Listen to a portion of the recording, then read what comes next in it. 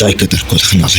Дэрдэ 6 жилийн өмнө нэг олон царайсан Вьетнам нөхөр сарсан багвахаа гударч түүнээс нь болж өөртөө титэм гişнэр өгсөн вирус гарснаар энэ хөл хорионы хараад ицэн гар өдрүүд эхэлж дэлхий даяараа гэртээ яс суулсан билээ.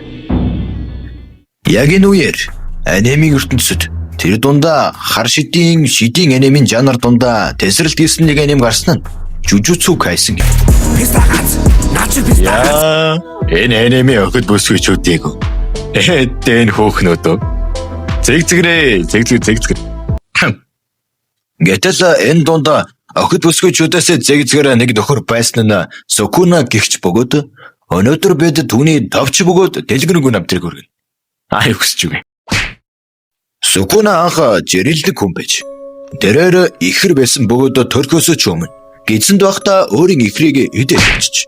Учир нь тэднийх туйлын ядуугаас болж ихэн шимтэжээлийн дутагдлд орсон бөгөөд түүнээс болж иймжил болсон байгаа юм. Ингэж ихэр ахыгаа эзнээс болж тэр мутанцд орж 4 гар, 2 ам, 4 нүдтэй үзээрээ муухай хүн биш бидтэй болсон гэж. Энэ нь түүнд зай биш харин ч зай болж түүнийг хар шидийн ертөнцөд дийлдэшгүй нэгэн болгосон ажээ. Нэрэл 4 гартай амарч юм уу?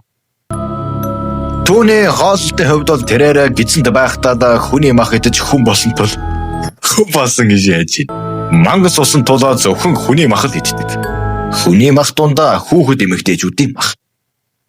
Ямар сайн далаа хувирч гарч ирснээ л өөхтүүд эмэгтэйчүүдэд өөр юм байна.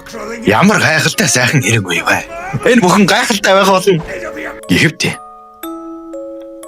За тэгээд тэрээр хар шид сурсныхаа дараа үүнийг хөгжүүлэхийн тулд хар шидийн карьерийнхаа турш тасралтгүй хүн олж хүрээ талж явсаар Хэяны эрен үед буюу хар шидийн алтан үед бүр хар шидийн эзэн хаан болжээ.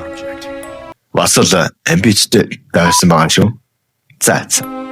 Нэгэн өдөр Мансукуна бас л өөртөө адилхан хар талын Кинжаку гэгч алдартай тарснаар одоо манай 6 мөч 10 самсаага хамрааж гавьяныхаа амралтанд гарыг да. Мань мөх амьдрмаар. Манайг 29 очих. Гэж гэмтэй. Бас давцсан аа. Манай Волдемор төртөл өөрийгөө 7 хувааж байхад Сукуна 20 хувааж. 7 биш 20 голтой осноор тэрийг нь 1000 жилийн дараа нэгэн зоригтой, шииртэй шийдсэн. Бүр яахаас ч устдаггүй нэгэн бацаан олж залгиснаа.